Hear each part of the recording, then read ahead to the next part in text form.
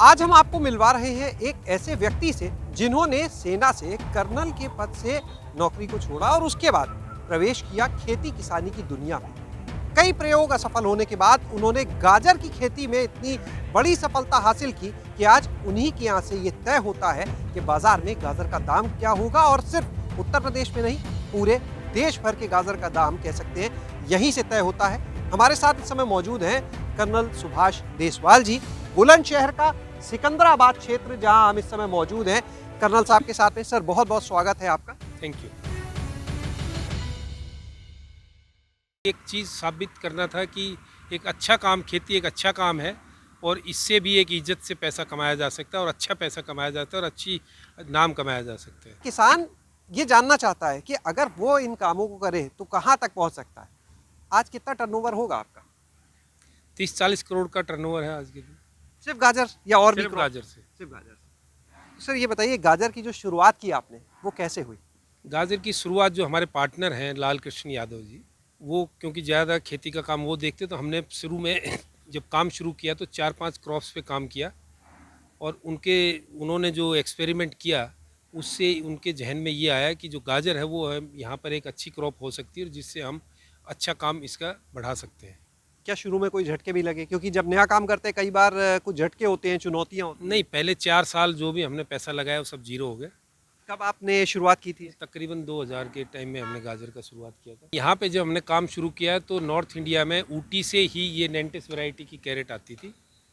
ये उसके बाद जो है यहाँ पर जो है ये अब इतना बड़ा काम हो गया कि आज हम ऊटी को ही 3 गाड़ी, मतलब 45 टन, आज जब आप खड़े हैं तभी ये गाड़ियाँ 3 गाड़ियाँ ऊटी की तरफ जा रही है। आज हम ये क्लेम करते हैं कि पूरी दुनिया में हमारे से सस्ता कोई गाजर पैदा नहीं कर सकता, इसलिए हम पूरे इंडिया में इसकी मार्केटिंग कर पा रहे हैं।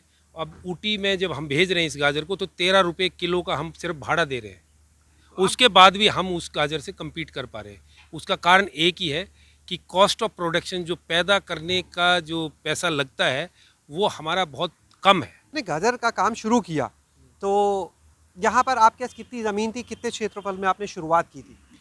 नहीं, शुरू का जो साल था उसमें 2 एकड़ गाजर बोई थी। अपनी ज़मीन थी? नहीं, किराए की ज़मीन थी। सिर्फ 2 एकड़ से किया था और वो एक सक्सेसफुल था। उसके बाद उसको बढ़ाते चले गए। आज तकरीबन 1200 एकड़ से ज़्यादा का हम काम कर रहे हैं, लेकिन अदरवाइज़ 3-4 हज़ार एकड़ में बाकी फार्मर भी देख देख के काम कर रहे हैं। तो इसलिए अब ये नॉर्थ इंडिया की सिंगल मार्केट, अभी दिल्ली मार्केट नहीं है। जो बड़ा अचीवमेंट यहाँ के फार्मर का है वो ये है कि आज हमने इस छोटे से शहर में पूरी मार्केट को शिफ्ट कर दिया दिल्ली से। जब कोई भी किसान शुरुआत करता है तो चुनौती एक बड़ी आती है बाजार में। जब वो अपनी फसल बेचने जाए, माल बेचने जाए, तो जो आढ़तिये हैं, जो बिचौलिए हम कहते हैं, वो एक बहुत बड़ी चुनौती के रूप में सामने होते हैं। तो क्या आपके सामने भी ये चुनौती आई थी? देखिए, हमारे सामने भी आई थी, सबके सामने आएगी ये चुनौती, ऐसा नहीं है कि नहीं आएगी। लेकिन कारण क्या है कि हमारा जो, आपको ही पता है कि हमारे यहाँ किसान छोटा किसान है, तो जो आपके पास जितना पैदावार होती है वो इतनी थोड़ी है कि आप कोई मैटर नहीं करते, तो आप खिंडे हुए हैं। तो अगर आपके पास मान लो 4 एकड़ गाजर है तो आपको कहीं कोई वो मंडी में या उसमें कोई आप अहमियत नहीं रखते। जब हमने इसकी क्वांटिटी और क्वालिटी, यानी कि तादाद और उसका गुणवत्ता जब बढ़ाया, तो तब हम उस एक्सप्लॉयटेशन से बाहर निकल पाए, तब हम डिक्टेट कर पाए, ना कि हमारे को कोई डिक्टेट करता। जो भारत है उसमें क्योंकि ज़मीन का बंटवारा हो रहा है, थोड़ी थोड़ी ज़मीनें हैं, इसलिए आज ये बहुत ज़रूरी है कि किसान साथ में आएँ, साझी खेती करें, ताकि उसका जो लागत है वो कम आए और मुनाफा ज़्यादा हो। और मैं तो सब किसान भाइयों को भी एक बात कहूँगा कि अकेला चना भाड़ नहीं फोड़ सकता, आपको साथ में आना पड़ेगा, एक प्लानिंग के तहत वो करना पड़ेगा, इकट्ठा वो करना पड़ेगा। क्वालिटी पे समझौता ना करें। जब आपके पास क्वालिटी, बढ़िया गुणवत्ता होगी, बढ़िया आपके पास संख्या, तादाद होगी और दूसरा आपकी ज़बान होगी, तो आप अपने आप ही आगे बढ़ पाएंगे और आपका एक्सप्लॉयटेशन नहीं हो पाएगा। तो किसान भाइयों को ये बताएंगे, आखिर ये सस्ती गाजर जो आपने पहले भी कहा, फिर आप कह रहे हैं सस्ती कैसे करते हैं, बाकी किसान क्यों नहीं कर पाते? देखिए, पहले जब हमने 20 साल पहले जब इस गाजर को पैदा किया, 2 एकड़ में बात करा तो 8 टन एक एकड़ में पैदा हुई। तो हमने इस पर रिसर्च किया, यादव जी दिन रात लगे रहे, हम बाहर से कोई मशीन मंगाई, वो किया, बैठ के रात रात बात करते थे कैसे इम्प्रूवमेंट होनी चाहिए, ये होना चाहिए, वो होना चाहिए, वो सब किया, सालों साल किया। आज 1 एकड़ से 28 टन, मतलब कि 3 टाइम से भी ज़्यादा अगर गाजर पैदा होती है, खर्चा उतना ही हो रहा है, तो 3 टाइम पैदा हो रही है। तो ये, और क्वालिटी जो है, अब हम बात करते हैं मान लो 28 टन है, उसमें फर्स्ट क्वालिटी कितनी निकलती है, मान लो 27 टन निकलती है।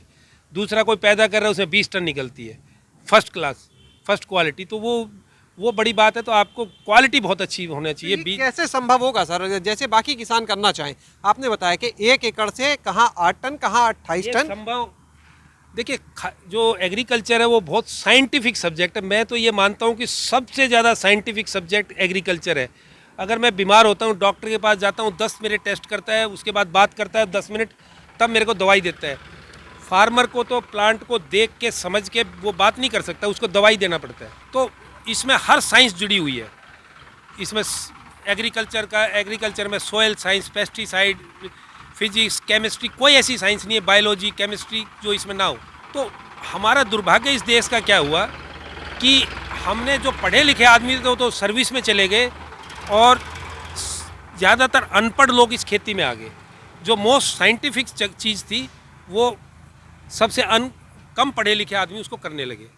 ये तो हमें भी ऐसा ज्ञान नहीं था, लेकिन जब ये किया तो हमें पता चला, जब हम इस काम को करने लगे, हम कितने अज्ञानी हैं और हमें साइंस की, एजुकेशन की कितनी बड़ी ज़रूरत है। ये बताएं कि सबसे पहले यहाँ पे यानी आप लोग खेत तैयार करवाया, उसके बाद गाजर की जो खेती है वो कराई, और प्रोडक्शन होने के बाद अपने ही कोल्ड स्टोरेज में उसको रखा। देखिए, प्रोडक्शन को कंट्रोल करना बहुत ज़रूरी है। ये सर गाजर की धुलाई का काम यहाँ चल रहा है पूरा। हाँ, ये जो मशीन आप देख रहे हैं, ये इन हाउस डेवलप्ड मशीन है। ये इसका कहीं से डिज़ाइन वो नहीं किया। अब पूरे सिकंदराबाद में तकरीबन 40 ऐसे सेंटर हैं जहाँ ये काम हो रहा है।